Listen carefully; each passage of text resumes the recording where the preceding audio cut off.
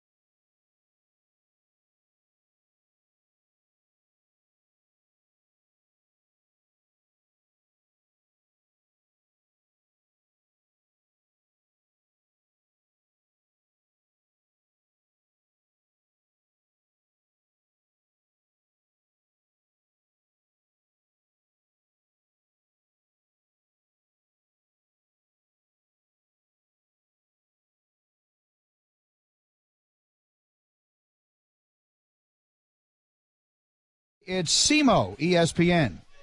This is a proud presentation of Mississippi River Radio Sports, the sports authority. Live in the studio, It's time for the Red Hawks Coaches Show. Live from Wings, etc. hear the Coaches Show each week on SEMO ESPN 1220 and 1470. And also at SEMOESPN.com and the SEMO ESPN app. Also, watch the Red Hawks Coaches Show webcast live at SEMOESPN.com. Now, let's go live to Wings, etc. Live for the Red Hawks Coaches Show. And we welcome you in live to the Red Hawks Coaches Show. We are at Wings, etc. in Cape Girardeau on this Labor Day. Hope you're enjoying your day off, if you did indeed get the day off. But we will be laboring here, talking some Red Hawks football with the Red Hawks head coach. Tom Matukowicz is here. We'll also talk with the new offensive coordinator, Jeremy McDowell, a former Indian quarterback. Talk about his days as an Indian under Coach Tim Billings. And talk about his transition into college coaching and now his first opportunity at the Division I level. We want to remind you that on Mondays they have their award-winning jumbo wings here at Wings Etc. for just 69 cents. And if you come during the lunch hour, they have their daily half-pound lunch specials starting at just $6.49. And, of course, in addition to the award-winning wings, they have a full menu featuring their freshly made burgers, wraps, subs, quesadillas, entree salads, smoked ribs, and much more. If you're interested in their appetizer lineup, it includes their ultimate nachos and their deep-fried pickle spears. It's Wings, etc. Good food, great times. We're in the Cape Girardeau location, so you might be driving around thinking about what you're going to do for lunch. We invite you to join us. We've got seats available here. Nice crowd has shown up for the Coaches Show. And, by the way, if you're going to bring the kids, they have a kids-friendly menu. My kids are here, Josie and Chloe. And I think we've got some chicken strips on the way and some macaroni and cheese. So those are staples. Coach Tom Matukowicz, you've got kids. That's the first thing that is scanned when you sit down for a family meal. What does the kids' menu look like? Same as my wife's, my oldest daughter's a lot tougher than I get. She gets the tweener sauce, so she puts me to shame. So her wing selection is outstanding. See, I can't do much with spice and heat and like Jeff Hansa. Bring me the hottest thing you can possibly bring me. No, I'm same way. Tic Tacs wear me out. Yeah. I'm JUCO food guy. Well, we want to recap what happened in Jonesboro, Arkansas at Centennial Bank Stadium on Saturday. The first question, though, everybody certainly is concerned about your quarterback, Daniel Santa Catarina. He was having a terrific game. He had completed 10 of his first 13 passes in the football game for 89 yards, including a touchdown pass to Kobe Breyer. And then he took off on a scramble, got a first down, went down and started to slide.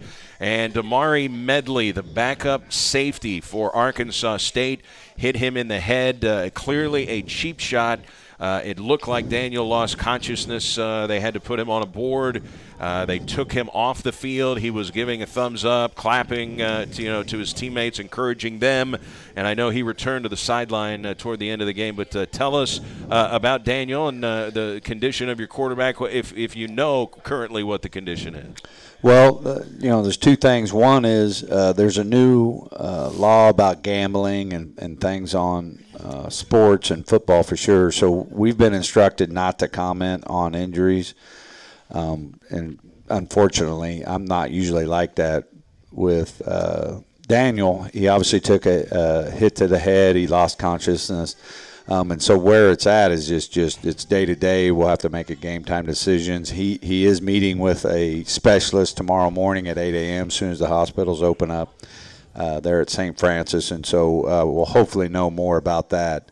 But as far as our preparation is you go that you don't know that on game day he's either there for us or he's not.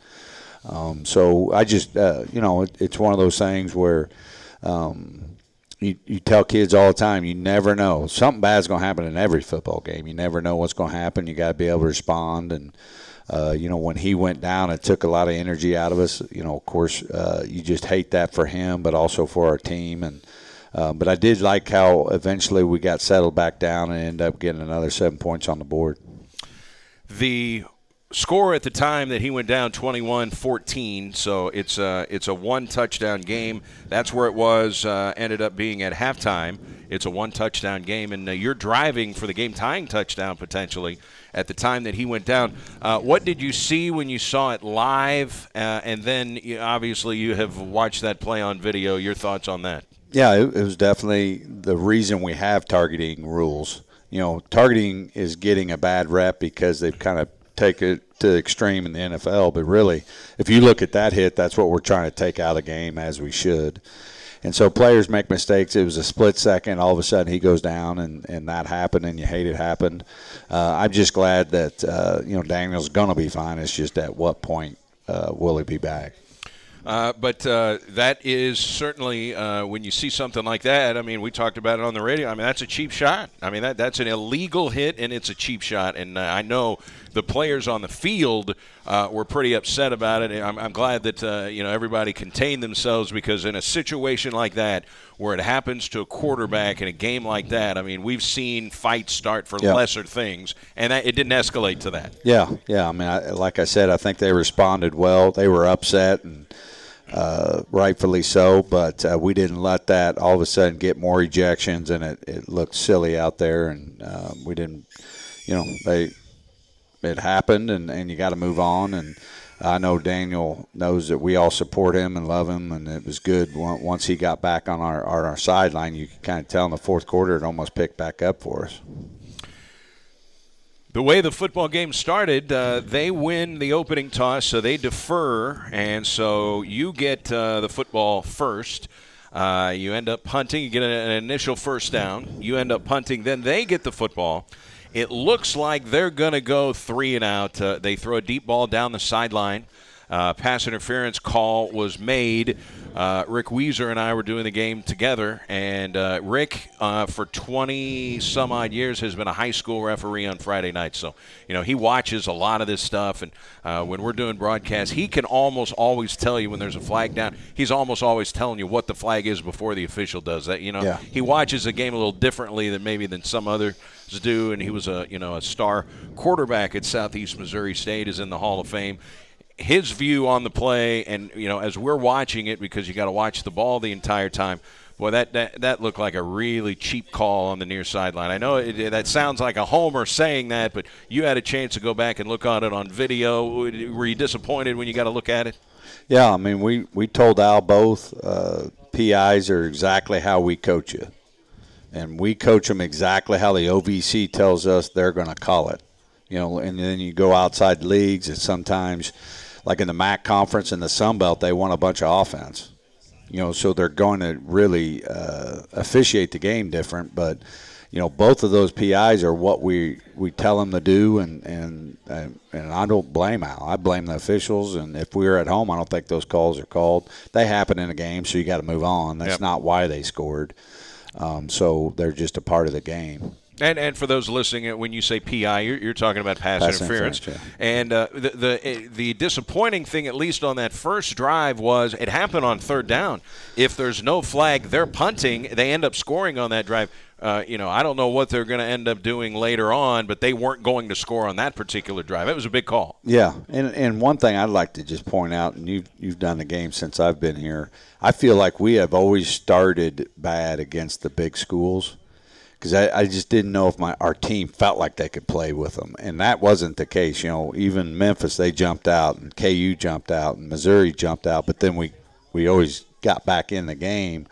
Where this game, I really appreciate, and we made a big emphasis about, this team, you belong in this game. You can play with these guys. You got to believe you can play with these guys and go out there and from the opening kickoff, and that was the one thing I really thought we did. The opening drive, we got stalled on 3rd and 1, which we could have easily picked up, and then the call and stuff like that. But to go in a half with the score like that, I really think we turned a corner there as far as our belief.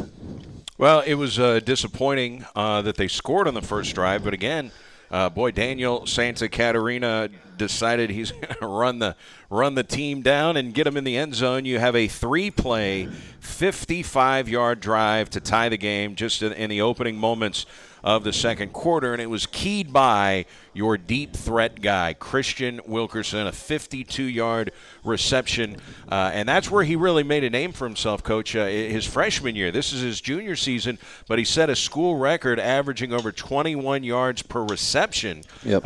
That still stands as a school record. So even his first year with the program, and this is year 3 for Christian Wilkerson, he showed he is a legitimate deep threat. Yeah, 2 things. One is we've made a huge emphasis about sudden change. That big play was right after Lucas picked them in the red zone. So if you think about that, that was a 14-point swing. They were getting ready to score. We pick them. All of a sudden, Jeremy and the offense went deep on them, and then we scored. And that was a huge, huge piece of that. And then the second part is we think we have vertical, big threat guys plus a quarterback that could get it out there. And so we wanted to put the ball in the air.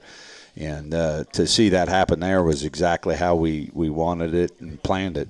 And let's talk about I'm glad you brought up the interception because that was, obviously a big play. It was a tipped ball. Marcus Lucas was in the right place at the right time. Not only did he get the interception, had a pretty nice return. Talk about that particular play and that sequence, which, was a stop sign for that drive of theirs. Yeah, it was. And you look at it, it's a 14-point swing. They could have went in for 7, but we turned around and went in for 7. So, we talk about effort and running to the ball, and so when it's a tip ball, the guys that run to the ball usually get the picks, and so that was great with him, and then plus being able to get a good return on it. And then really we scored 14 points off of turnovers. That last touchdown came off of a fumble recovery by us, and our offense went down there, and that's really going to help us in the rest of our schedule, being able to not only go +3, which we did. Offense did an amazing job of taking care of the ball. Defensively, got 3 takeaways, but more importantly, we got 14 points off of takeaways. And that's going to really help us if we can continue to do that. Tell us a little bit about Marcus Lucas because I know he transferred from Nevada, played in 10 games for Nevada last year, only 5 tackles, which would infer probably didn't see the playing time that he wanted to, and oftentimes that's why guys transfer. Yeah, and he wasn't able to get here till basically the end of June, and so he's a newcomer that's still going to get a lot better. Just a really good football player that tackles well, instinctive. Really happy that he's here. He's a Mobile, Alabama kid, and they play great ball down there. I was going to say, football and Alabama are kind of synonymous, right? Yep. And so, he loves the game, and he's been, he's got 3 years too. So, really super excited about that newcomer. Well, that's interesting too. A guy that gets here at the end of June, and boom, just like that, he's in the 2 deep. Yeah, I mean that shows you how hard he's worked in the talent level to be on the depth chart that quickly, right? Yep, exactly right. And I think what ended up showing up in that game is we had one returning starter from a year ago on the back end, and it showed up. But I still think we have the players back there. We got to shuffle it up a little bit, but I think we're going to be. We know more about them, and now we can really try to get better there in the back end. They really took advantage of their wide receivers' height. The quarterback's, really, really good. So he put a lot of those balls right where he needed to be, but we got to play better back there. Well, I know and how legitimate of a candidate he is, we don't know. Their quarterback is Justice Hansen. 3-star recruit. He was recruited heavily by Mizzou, did not go to Missouri, and that could be because Drew Lock was at Missouri, but he ends up going to Arkansas State. This is his 3rd season at Arkansas State. Set a school record with 37 touchdowns last year. He's on the Walter Camp Award watch list, the Davey O'Brien Award watch list, and Coach, they're pumping him for the Heisman Trophy. Now, whether someone from Arkansas State could win a Heisman Trophy, we'll see. He ends up throwing for 6 touchdowns, but at least on paper, this is probably the best quarterback you're going to see all year, right? Oh, yeah, for sure. He was the preseason player of the year in that conference, So he's really good at the 1A level, and I think has a chance playing in the NFL. And, you tip your hat. Like, good job. And I know they're fortunate to have a guy like that be their signal caller. And it would be hard to believe that you're going to face a team this year that is going to have bigger wide receivers. Dahu Green, 6'5". He ended up getting hurt, and from what I understand, that's a season-ending injury he for him. broke his ankle, I believe. Yeah, he transferred from Oklahoma, but he's 6'5". They're all conference wideout. Justin McInnes is 6'6". Jonathan Adams, who caught a touchdown, along with I mentioned Kendrick Edwards, is 6'5".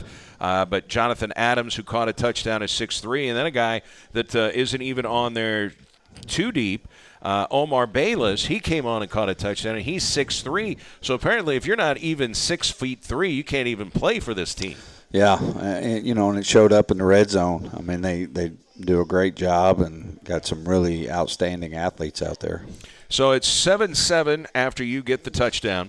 They go down on a 63-yard drive, take the lead, and then all of a sudden an epic run by your All-American running back, Marquez Terry. Not only did they hit him in the backfield, Coach, but he gets about 5 yards downfield. He runs into a linebacker. Looks like the play's over. He put some sort of a spin move on that guy and then was gone. And with the athletes that they've got in that defensive secondary, they could not run down Marquez Terry. 67-yard touchdown. Man, that was huge. He's always had that kind of effort. But now I think with the offseason and Coach Napoli and his staff, our strength staff, has done a great job. He's taken a 10th off his 40, plus put on about 8 pounds.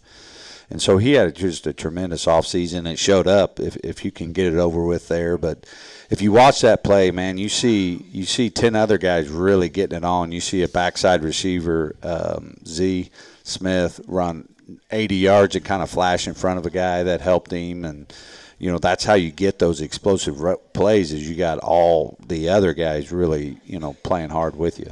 And blocking for Marquez Terry. He finishes his afternoon, Marquez Terry, with 9 carries for 77 yards, carrying the ball 9 times, but he averaged 8.6 yards per carry. Now, you're not going to do that every single game, but that's quite a debut for Terry. And you got him involved in the passing game very early on, Coach.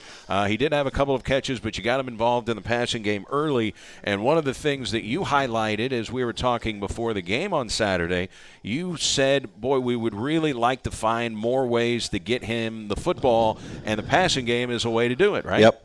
And this type of offense, it's pretty easy to do, and so we got to continue to do that. And he was upset. We decided to pull him once the game got over 3 scores, and it was decided because ultimately this is about the overall mission, and sometimes we're going to be better with him in the game. And so you already lost your quarterback. Yeah, I mean, so we're not going to risk it. And he was mad because he could have had 200 yards in that game easily. It's just one of those things where he can dominate a game. He got a couple of returns that on kickoff return that I felt like can, as this thing goes, I think you're going to see him have multiple others, whether it's receiving or return games, to be honest. I mean, we're going to try to get the ball in his hands and use him as much as we can. He's a durable guy, especially with the added weight. He's doing a great job. Boy, if he's involved in the passing game more and he is returning kicks, there's a really good chance he could lead the league in all-purpose yards. He led the league in rushing, but he's got a chance now, if he's returning kicks, to be the all-purpose yardage leader in the conference. Exactly right. And one of the things with pulling Terry earlier on, it gave Mark Robinson an opportunity kind of to get his feet wet at Division I. 12 carries in the game for Mark Robinson, 33 yards, and he's a bigger, stronger guy than Marquez Terry. It was good to get him some reps, and there's some. He probably left a couple plays out there, but it's good to have those guys that could come in, and I think Mark's going to. He's another one's got 3 years. He's got a really, really bright future. 2 freshmen. We almost played. We decided to hold him, not because of redshirt, just to give him another week of practice type stuff before we get him in there. But I think we got really good depth at tailback. So he's from Presbyterian College. What division are they? Are they FCS? They were FCS. They dropped to non-scholarship football, which made him immediately eligible for us. But he was their leading rusher there. Yeah, Mark Robinson, who's listed at 215. He's from Georgia. And last year, Coach, 332 yards, 5 touchdowns, which tells me he's pretty good around the goal line. Yeah, I mean, when you're that big, it's hard to keep you out of there. So Mark Robinson getting plenty, actually got more carries in the game than Marquez Terry.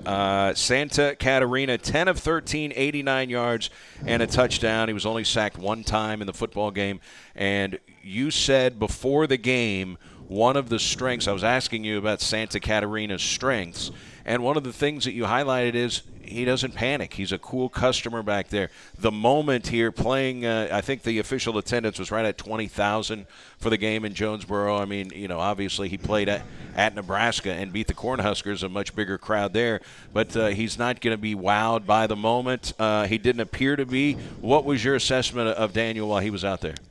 Man, there was about 2 or 3 minutes on the sideline. I think Coach McDowell brought that up, that it just felt different. Like on that 2-minute drive when Santa I mean, it looked like, everybody on that football team knew we are just a different ball club than we have been in the past. And I just think that belief is there, and I think a lot has to do with how people feel about your quarterback. So once Santa Catarina goes down, you turn to Anthony Cooper, who has been the backup for a couple of years now. Did not play his first 3 seasons, saw a little playing time last year, only completed a couple of passes because Jesse Hoskett obviously was a durable quarterback and was in there a lot. What were your thoughts on the way Anthony Cooper played for you? Well, he got his first touchdown in college, and that's awesome for him, and loved how he ended. But, it was good to get him in there. I think he could play better, not physically, I think just mentally. I always tell the team and the coaches all the time, no matter how bad it is, you can always make it worse. So one of the first lessons you got to learn, if it ain't there, it ain't there. Don't Michael Vick it now. There's no way we're going to pick up a first down, and so there's just a lot to playing quarterback that if you don't play, you never get in those situations. So he's got to do a good job even from the sideline, really putting himself in those situations to practice mentally, making good decisions back there. But I was happy, and I think you can ask Coach McDowell. He'd have a way better answer for you on him. But I think even though he's an older guy, I still think he's getting a lot better. I think Coach McDowell's doing a good job coaching him. Well, we'll get a chance to talk with Jeremy McDowell, the offensive coordinator, coming up in just a couple of minutes. So we'll get much more into the offense with him. Wanted to, talk a little defense with you, and we talked about it immediately after the game. You were down on the field, and we talked with you on the radio and talked about Zach Hall and the fact that he racked up 22 tackles in the football game. That was the most in the NCAA so far this year, 22 tackles. He was named the OVC Defensive Player of the Week yesterday. Your thoughts on Zach Hall? And the guy was absolutely all over the football field. Yeah, I'm just telling you, he's what you call a card-carrying badass. So I don't know if I could say that. I guess somebody will let me know here shortly. The FCC gives you the thumbs up on that. But if you ask to see his ID on the back, it has to say badass. I mean, this guy, just the effort that he plays with is just tremendous. And it's hard. We played a lot of snaps. He played more snaps than most, and we ask a ton of him. And he's just a junior. They run 79 plays in the game? I don't know what was graded. I thought it was in the 80s, but the quick stats said 79. But anyway, so in the 80 range. Yeah. They were on pace. I think they had run 50 in the first half, so they were on pace for 100, but they didn't get as many plays off in the second half. So Zach Hall, can guys feed off of another player when he is playing like Zach did on Saturday? Absolutely. I think that is what they do. Is that that energy and that enthusiasm from those plays, you could feel it, and it bleeds off into the other players, even the coaches. Justin Swift, he ends up with 7 tackles in the football game. At one point left the game, but I believe he came back in the game, right? Yep, had some cramping issues, and so that's something that we really want to make sure we do a good job this week. We do play at 1, even though it's going to be cooler. That we handle that, and sometimes that happens in the first game, but you got to try not to let it happen. Now Dayton, some people may say, now wait a minute, I can't ever remember a home opener not starting in an evening start time. So a 1 o'clock start time, very odd for your first game of the season unless television is involved and they set the start time. That is not the case. There's a reason you're starting so early. Yeah, I mean, first of all, I don't know. I mean, okay. I don't set the times. I'd have it at 10 in the morning. Well, the Moose Knuckles still be mad at me. I was told. Hey, first of all, don't be yelling at me. I don't have anything to do with the start times, but it's because it's family weekend. We don't have a lot of home games, and so this is a family weekend. So the university has all kinds of things going on, and so I believe that's who sets the game times.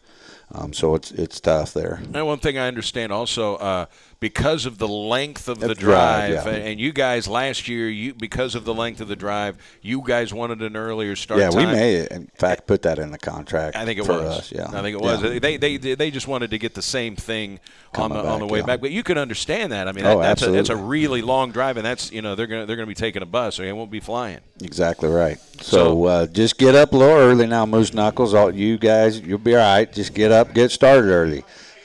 No slow boil. No slow boil. You got to come out the gate and get it going. Well, the key to it all is just make Friday night a little more tame. That way you get up earlier, and they're shaking their heads. No, that's not even an option. But I know there was a party bus or two that made the trip down there. Yeah, I thought we had a good turnout. Yeah, we had really good. It was a beautiful stadium. Hard to see the Red Hawk fans from like the press box because everyone's wearing red. They were red, but I know it was a good turnout. It really was, and we really wanted for a lot of people around here to see that stadium and where it's come from and their program, and that's something that we should try to be, and obviously they've played in a bunch of bowl games right now, so you're seeing after they've had all the fruit from their work, but I still feel like that could be us, in time, and it's good to have big goals, and that should be one of them.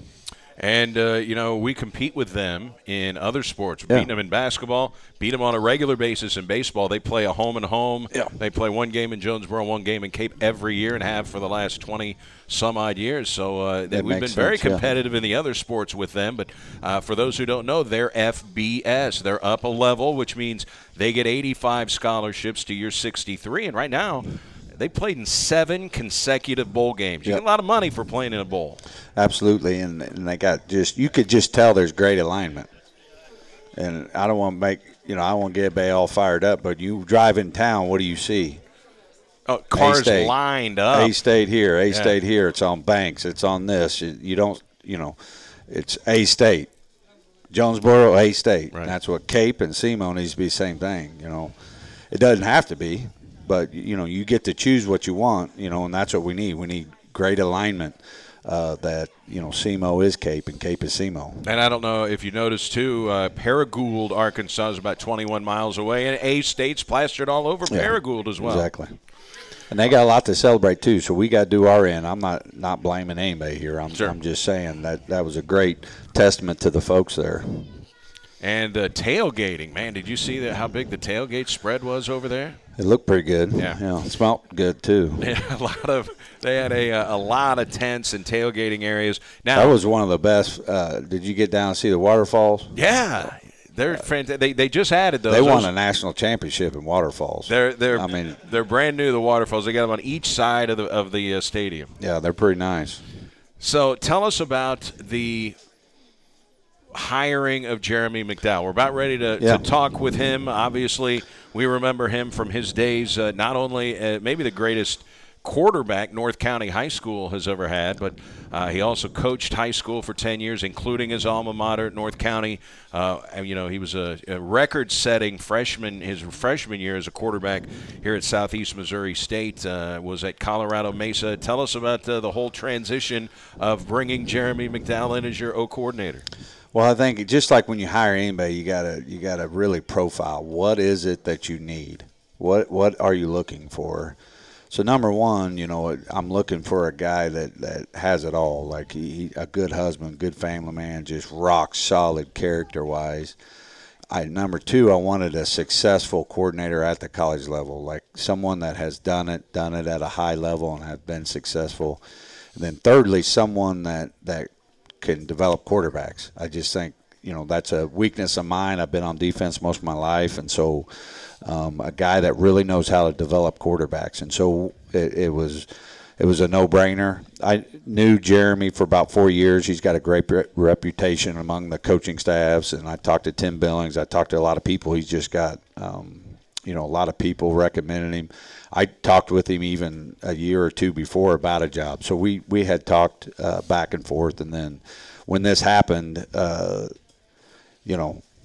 me, it's just a God thing. I kept saying, well, God, has he got a felony or something? I'm about to find out, because, he just hit everything that I wanted, and he wanted to be here. Him and his wife are Red Hawks. They got all kinds of family here. It was perfect fit, like a glove, man.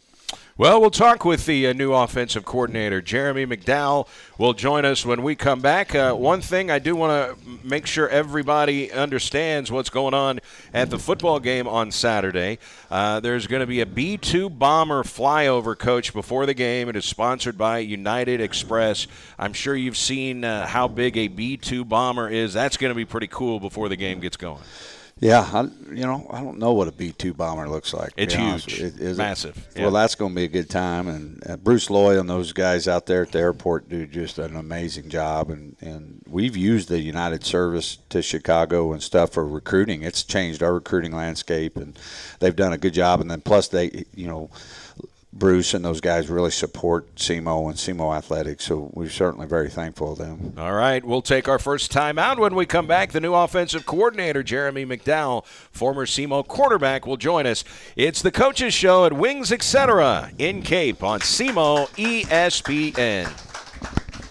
Make a sports bar, Wings Etc. in Cape and Jackson beg to differ. They take their sports bar status seriously. Wings Etc. is the host of the SEMO Coaches Show every Monday from noon to 1. You can watch SEMO away games at Wings Etc. Plus, get lunch specials and daily specials like 69-cent wings on Monday, 69-cent rib tips on Tuesday, 59-cent shrimp on Wednesday, 69-cent wings on Thursday and Friday too. Plus, they've got free Wi-Fi and a full-service bar and craft beer. Wings Etc. The definition of a sports bar.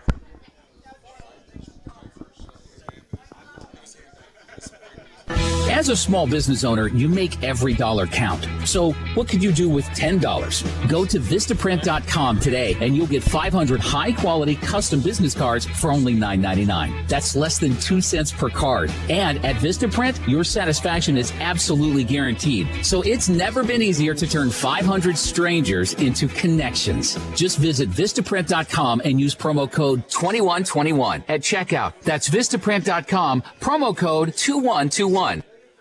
Have you tried that trendy new dating app? You can have months of frivolous fun with people who just love to play games. But if you're ready for something more grown-up, try the Match app. Over 30,000 new people a day are heading to Match for grown-up conversations that lead to great dates and beyond. Our listeners that go to Match.com/country will get 7 days free. 7 days to view photos and informative profiles to get a deeper sense of the people you'd like to meet. This free offer is only at Match.com/country. That's Match.com/country. And now, your ESPN Radio Network local weather forecast. Hot again today here for our Labor Day. Mix of clouds and sunshine for us here today. Temperatures again up around or just over 90 degrees. Clear overnight 72. Sunny and hot Tuesday. Temperatures again tomorrow afternoon up around 90 degrees. Scattered showers and storms in the forecast for both Wednesday and Thursday. Middle to upper 80. From the Weather Channel, I'm meteorologist Ken Boone. You're up to date with the latest weather forecast right here on the ESPN Radio Network. This is Mike Golick for the best in local sports talk and play-by-play. It's SEMO ESPN.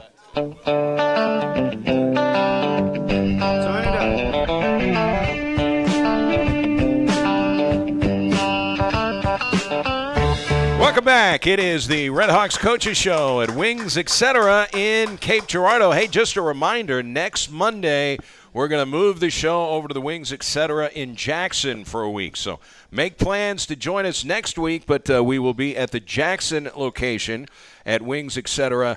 next week. And if you are on your way, don't forget they have plenty of lunch specials. Their daily half-pound lunch specials at Wings start at just $6 $149. So very economical. They've got food and drink specials throughout the week. And on Mondays, their award-winning jumbo wings are just 69 cents. Their kids' menu is outstanding. My daughters, Josie and Chloe, are here today enjoying some mac and cheese and some chicken strips, I believe. Yep, that's correct. So you can bring the family. They're open 7 days a week, always late on the weekends because the games run late.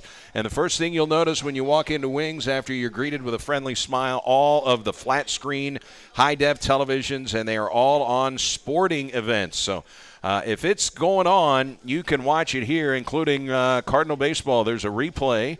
Or actually, it's live right now. Yeah, Cardinals and the Washington Nationals. Max Scherzer, who is from St. Louis and pitched at the University of Missouri, is matching up with Cardinal right-hander Jack Flaherty right now. Cards are leading 2-1 in the first inning, but the Nationals have the bases loaded with 2 outs. So if you want to come by, watch the rest of the Cardinal game, you can do it right here at Wings, etc. in Cape. Let's talk it over with the Red Hawks' new well, before we do that, we want to pass this along. Jeff Hansa, Sports Information Director, just let us know that Zach Hall, the Red Hawks linebacker who had 22 tackles, most so far in any game in the NCAA this year, after he was named the Defensive Player of the Week yesterday in the OVC, he has been named the Stats National Defensive Player of the Week. Zach Hall from Southeast Missouri State, and he's the first SEMO defensive player to gain a national honor since 2014. Tim Hambay did it back in 2014. So congratulations to Zach Hall in winning the National Defensive Player of the Week. Let's talk it over with the new offensive coordinator at Southeast Missouri State, Jeremy McDowell. Back in your old stomping grounds. How are you? I'm doing well. Thank you for having me. I appreciate it. North County High School. What do you remember about that? I know you led them to the playoffs. I don't know. You probably hold all the passing records at North County High School. What do you remember most and most fondly about your days as a North County Raider? Just like many people, just the bond of all your friends growing up, and all those opportunities you had on Friday nights just to go out there as a group of friends and playing football together. And we had a great run when I was in high school, and I think in 4 years I think I lost 5 or 6 games total, and played in a state championship game and played for a Hall of Fame head coach, and just all the memories. It's just a great thing. And then once your college playing days were over, and we'll talk more about that, but you came back and coached at your alma mater. You were the head coach. How long were you the coach there? I was head coach there for 5 years. That opportunity was a perfect time in my life, and my route as a college football coach is a little different than most. I didn't GA and some of the things that you do right out of college. I moved back home and started a career outside of coaching, and ended up helping a little bit, and found out that I loved coaching, so I went back to school to become a teacher, and that's when I became a head coach. And so my path is a little different, but I'm very thankful for that time in my life, and having my wife, and we had twins. My first kids were twins, and so that allowed me to be at home a little bit more maybe than other times. So it was a different route, and I'm thankful for that time for sure. So you get 2 wideouts right away, right? Well, a boy and a girl, but okay. Then she's probably tougher than them anyway, so she could be whatever she wants to be, I'm sure. All right, so you are the head coach at North County High School. You mentioned that you didn't go the route of a graduate assistant. Is it harder to break into coaching when you go the route that you did? It seems like it would be. Yeah, it definitely is. You just don't know as many people in the college ranks, and so the relationships that you do have, they better be good ones. And so, I stayed in touch for years with Russ Martin, which was the offensive coordinator at the time under Coach Billings, and he called a couple different times, and the second time he offered, I told my wife it's probably not gonna be a third time, so it's now or never. And the twins hadn't been in kindergarten yet, so my wife is amazing first and foremost, and so she said let's do it, and off we went to Colorado. So it was a leap of faith, and I'm thankful for her and for Coach Martin to give me the opportunity, and here we are. Colorado Mesa, and boy, you had some real success there. The second highest scoring offense in the nation. What was it, about 43 points per game? 47.4. 47 points. No one's counting, but yeah. 47 points per game. And for those who may not have gone to the game on Saturday, what are they going to see Saturday at Houck Stadium? Describe the type of offense that you run. Obviously, everybody understands it's a little quicker tempo than what we are used to seeing here at Southeast. Yeah, well, we do not huddle, and we're all shotgun, and we like to go fast, and so it just there's so many variables that go into football games. So if the opportunity is there to go fast, we're going to take it. Now, we don't always go fast, just with the flow of the game and whatnot. But we get a couple first downs. It's pedal to the metal and make them defend the whole field. And there's a lot of ways to win football games and be successful offensively. I just personally think some of those other ways are boring, to be honest with you. So I like just to go, and it's kind of like a little bit of chaos, but it's organized chaos. When Tim Billings first got the job here in 2000, and what year was your freshman season? I redshirted in 2000, so I was with his first recruiting class. Okay. Yeah. So 2001 was your freshman year under Tim Billings. But I remember the way he described the offense, and I'm sure it's a little different than what you're running now. But when he came here, he described it as basketball on grass. Are there similar principles to what you guys kind of ran when Tim Billings was here? There are a few things. I'm definitely much more of a run the football guy than we were at that point in time. We threw it 40-plus times a game. Then, if the game's going that way, I'm not scared to throw it 40-plus times a game. But we're going to run the football, and, our guys up front, we preach being physical and working. So at the end of the day, whatever's working is what I'm going to do, to be quite honest with you. So, I told our guys even last week, we don't have to run 100 different plays. Whatever's working is what we're going to go with. So I might call the same thing 10 times, and, I don't have a big ego. Whatever works, let's just do it. So. Also, making a commitment to the running game, it's a little easier to do that when you've got an All-American like Marquez Terry back there to give the football to, right? Yeah, there's no doubt, and I'm just still excited to get to watch him, through spring and even through fall camp. We just trying to be smart with how many reps we were getting him in practice, and then even the other night, obviously. He was really special with the football, but, only had his hands on the ball so many times. So going forward, I'm really excited about obviously using him in the game plan, but just being a fan and getting to watch him run and do his thing, and he's a special football player. And we heard Coach Tukes say one of the emphasis this year is to see how many times you can get the ball in his hands, and that would mean utilizing him maybe a little bit more in the passing game. Last year, he caught just 20 passes on the season. Would you anticipate 20 is probably going to be a low number? I mean, I'm not sure. Maybe I don't know what he's on pace for after one game, but I would not be a very smart coach if I'm not getting the football in his hands. So we're going to find ways to get him the ball, and then he's going to make us look good, right? And so whatever we have to do to get the ball in his hands is going to happen. Whether it's through the air, obviously on the ground, and I heard you mention and talk about return game, and so he's just a threat, and he's a good football player. So we got to get the ball in his hands. Talk about your quarterback a little bit here, Coach. Daniel Santa Catarina, a guy that has played at the highest level, played in the Mid-American Conference, takes the Huskies and they go to Lincoln, Nebraska, and they beat the Nebraska Cornhuskers, a game that he completed 15 of 22 passes. He was 10 of 13, closing in on 100 yards passing and a touchdown on Saturday. What are his strengths? What makes him so good? Well, first off, he's just an exceptional leader.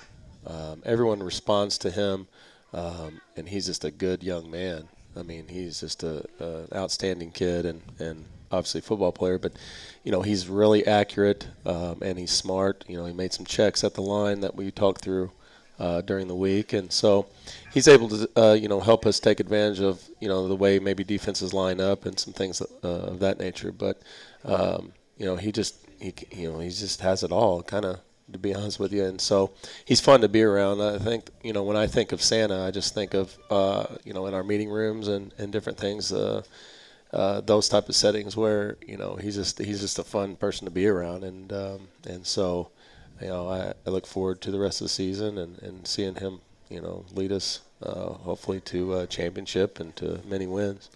You were a quarterback and set a lot of freshman records at Southeast in 2001. Let's talk about how big it is for a quarterback to be a leader. Can you be a really successful quarterback and not really be much of a team leader? Is that possible? Maybe, but I have not seen it. Yeah. I mean, it just really goes hand in hand. And now, with recruiting, that's one of the first things I look for is, are you a leader? You're vocal enough. Do people respond to you? And like I tell those guys in our room all the time, the rest of the team is going to follow you one way or the other, whether it's off a cliff or up the hill, And so I think a quarterback has to have, those intangibles. There's no doubt about it. How about the guys that he's throwing the football to? Luxury to have your top receiver back from a year ago, Christian Wilkerson, and we saw what he could do on that 52-yard pass play, which set up your first touchdown of the night. Talk a little bit about Christian Wilkerson and his ability to be a deep threat for you. Yeah, he's a good-looking kid. I mean, he's put together well, and he's a great route runner. We're continually challenging him to even do more and be more of a presence. And so I'm really excited to see how he's going to respond and continue to get better because, as good as he's been, I really feel like he can get even better. And so, hopefully he continues to, take those steps towards that, and I think it's only going to help the Redhawks in the end when that happens. Now, you when you played here, they were the Indians still. They didn't make the change until 2005, and you played with a guy named Willie Ponder. I don't think there's much question that he and Paul McRoberts are probably the two best wide receivers that have ever strapped it on at Southeast Missouri State. How fun was it to play with a guy like Willie Ponder? Yeah, it was a lot of fun. It made things a lot easier for me because we'd just go trips and put him to the boundary, and if they didn't have two people over there, we were throwing it to him no matter what. So, the best route we ever had for Willie, we call it the win route. And so it's kind of like backyard football.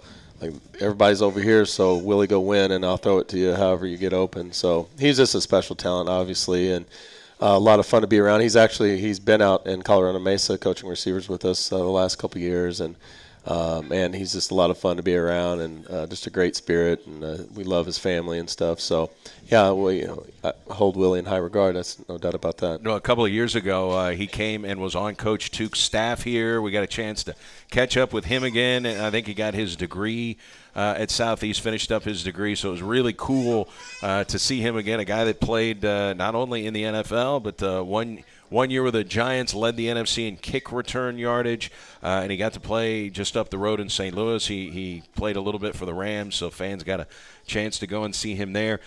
You were still, people that may remember and some that may not, your career ended because of injuries, and the first ever injury was not exactly what happened to Santa on Saturday, but you were the recipient of a cheap shot when we played at Illinois State your freshman year. Yeah, I don't like to think about that, but yes, you bring that up, and you're correct.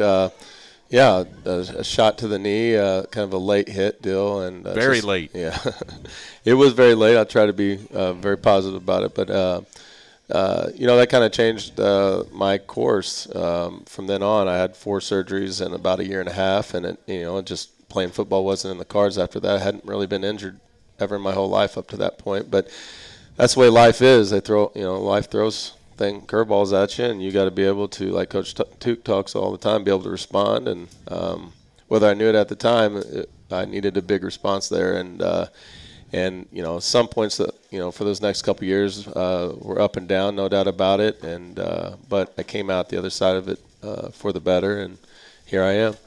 So we don't know the status of Santa Catarina going forward. We don't know if he's going to be able to play on Saturday. I don't think anybody knows yet. He still hasn't met with doctors, so we'll find out more.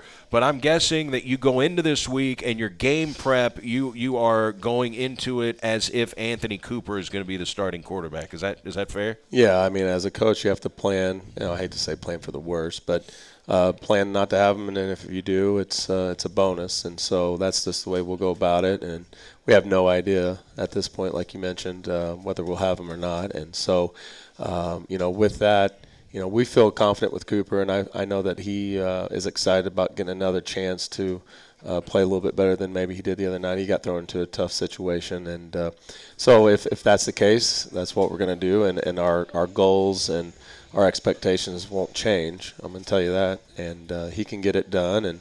And so if that's the case, we're going to go, and we're not going to look back. Well, this is in starting your backup quarterback. Obviously, he's been here for a while, but this is a new system. Everybody has different skill sets as a quarterback, and Anthony and Daniel Santa Catarina are probably no exception. Is the play calling maybe a little different with Anthony and his skill set versus Santa? Maybe a little bit. I mean, obviously, Coop is he can run the ball well. So he definitely brings that dimension to the game plan and the play calls, and something that the defense has to be aware of. So it'll be slightly adjusted, but he can still do a lot of the things that Santa can as well. So he just if he gets that opportunity, he'll be ready, and we'll see how we do. Houck Stadium looks a little different than it did when you were here, right? Yeah, with the building in the end zone and whatnot. So I'm excited to see all the fans out this weekend and be a part of the Red Hawk Walk that was not around when I was here, and I've heard great things about it. So yeah, I'm excited that the whole atmosphere of a Saturday afternoon there at Houck with the end zone filled with those with the alumni and the rowdy fans, and I can't wait to be a part of it. Well, what were your thoughts when you heard? Wait a minute, they're not the Indians anymore; they're the Red Hawks. Yeah, well, obviously I've been, when I was at North County, it's not too far from here, and, sure. and keeping up with things. But yeah, it's different, but it is what it is, and I'm excited about being a Red Hawk, and my family's really excited about it as well. And kids don't stop talking about Red Hawks, and we're just happy to be here. We're thankful for the opportunity, and we just can't wait to get back out there on Saturday, to be honest with you, and go put up points and go win football games and get this place around here excited about Red Hawk football. Would it be kind of cool to be back there on a game day with a big crowd and you're back on the sidelines in that stadium? Yeah, I probably, it hit me, I'm sure, Saturday, just standing there and being back in those situations when I was a kid. Let's just say what it was, and yeah, I'm excited and looking forward, to Saturday. There's no doubt about it. Sometimes play calling takes place in the booth. Sometimes it takes place down on the field. You're an on-the-field guy, right? Yeah, I just as a quarterback guy, I really believe in looking in their eyes. In between series, there's tons of ways to do it, like I said earlier. But some guys on the headset or on the phone talking to the quarterback coach upstairs. Like I said, I think there's something about looking in people's eyes, not just the quarterback, but just the offense in general, and it can speak a little bit more to the heart, I believe, than just X's and O's. And, football is so dynamic. It's just, if it was just X's and O's, everybody would have it figured out, I believe, because they're smart people. But it's just getting people to believe, and, this whole different factor that has nothing to do necessarily with football. And I like being a piece of that puzzle.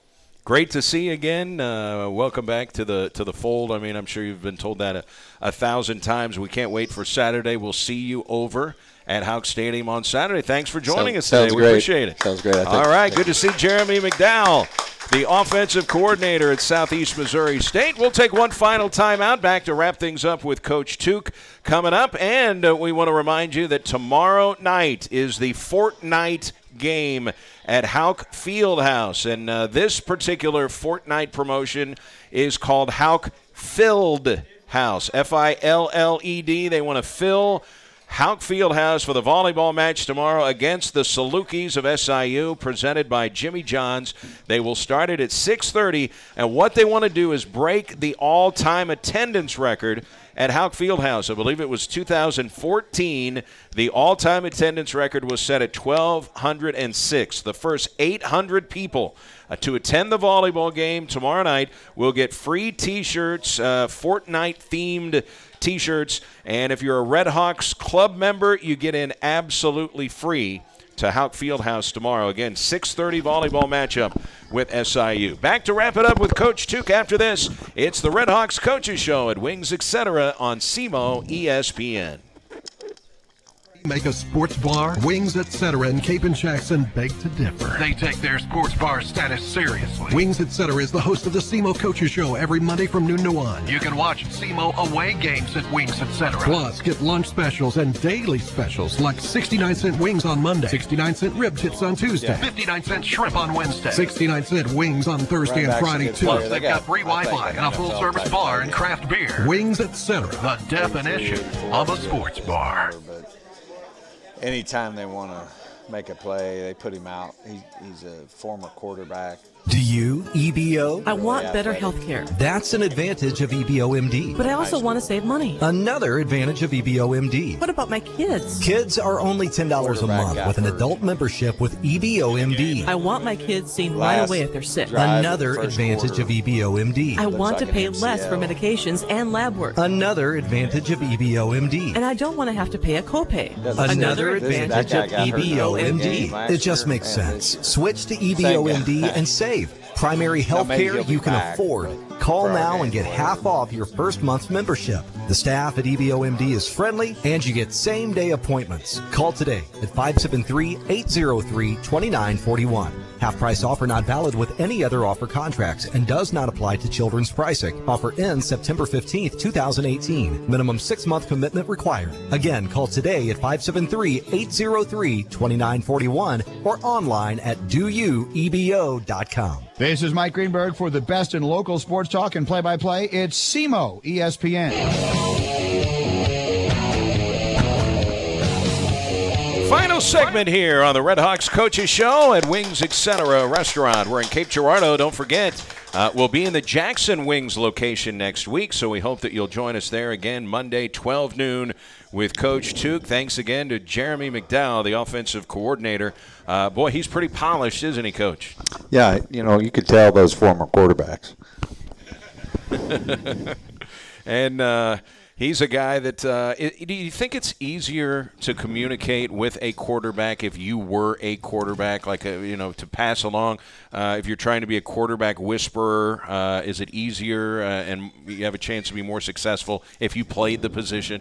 Yeah, I mean, it's hard to say always, but I think if it's hard to tell somebody you've never done it before, and you don't necessarily know, but ultimately, I wanted a guy that played it and coached it, and I just think that really helps. But not to say that no one can do it if you've never played the position. There's a lot of great coaches that didn't even play college football. Let's talk about the Dayton Flyers. They are a team that just beat Robert Morris 49-28. So they just put 49 points on the board. They were 5-6 a year ago. They were 4-4 in conference play, and they nipped you one of those tight games. You're always involved in a tight game. It's always a one-touchdown game. It was 25-23 at their place last year, so I'm sure some of the guys that are on the roster who were here last year, Zach Hall probably one of those guys. Sometimes guys go into a game kind of thinking, hey, we owe them one. Yeah, well, I mean, this game circled for sure. We played terrible last year and lost the game and got to play better. And so we want to get that bad taste out of our mouths for sure. What's the game plan? They've got their good running back Tucker Yinger, and he had a big game. They have just a really, really NFL-type tight end. Their running back is very efficient. They got the player of the year at quarterback back. So those are the three on offense, and the reason they're able to put those kind of points up. Defensively, they're a four-man front. They create a lot of problems. They do a lot of things, a lot of pressures, and so real challenge to ID everybody and make sure we don't let somebody in the backfield TFL or a sack. I know that you would play every game at 10 in the morning. You want to get up and get over to the field and play. So this 1 o'clock start time, you're probably all for it. Yeah, I mean, I'm definitely. I'll get a little break now instead of going home. It got to bed about 1:40, and then as soon as you get up, start working on football. So at least get a little break tomorrow. All right, or Saturday. The weather is it? We're supposed to. Is it supposed to be as hot this week or what? 76 and beautiful. All right, that's what I just heard. 76 and beautiful. Can you believe that forecast? And beautiful starts with a B, which reminds us that there will be a B-2 bomber that will fly over Houck Stadium before the game, and that's going to be fun. That'll be fun for the fans. I know we were just at Jonesboro, and they had a couple of parachutists kind of parachute onto the field. I mean, fans love that kind of stuff. Absolutely. It's college football. Why not? You know, the Red Hawk Walk, get out there early. We're changing our walk a little bit to where we meet all the tailgaters and the boosters and stuff like that, but it's still a big part of this, and I know our players really respond to having all that energy and pregame and all that when they see a lot of people there. And just for those who don't know, you're not going to be home again for another month. I mean, that you've got a real road-heavy schedule early on in the season, so this is going to be your only chance in the next month to get out and see the Red Hawks play. Yeah, absolutely. So come watch us, and I know got a lot of entertainment that's going to happen, and I think we got a good football team. We got to put it together, and it was kind of the tale of two halves. But I'm telling you, if we can continually improve, I think you're going to love what you see. Boy, it was fun when you scored that second touchdown. It was 14-14. You could have heard a pin drop in that stadium Saturday, couldn't you? Yeah, the momentum was all on our sideline, and like I said, there's just a different kind of belief. Like our kids believe right now. Now we're not good enough yet. We need to fix some things, but we have the stuff there. We just got to execute. 1 o'clock on Saturday. The Dayton Flyers will be in town. We'll see you then, Coach. Thanks so much for your time. Thanks for having me. All right, that is Coach Tom Matukowicz. That's going to do it here for the Red Hawks Coaches Show. Don't forget, 1 o'clock kickoff. The B-52 Bomber will be going over Houck Stadium just prior to kickoff. The festivities, the Red Hawk Walk, 2 hours prior to kickoff. Make sure you get there and listen for the Moose Knuckles siren, and that will let you know that it is tailgating time. Make sure you get out there and tailgate early for the game on Saturday. We got the Stephen A. Smith Show for you coming up. And don't forget, we'll be at Wings in Jackson next week for the Red Hawks Coaches Show. Enjoy the rest of your Labor Day, everybody. So long from Wings.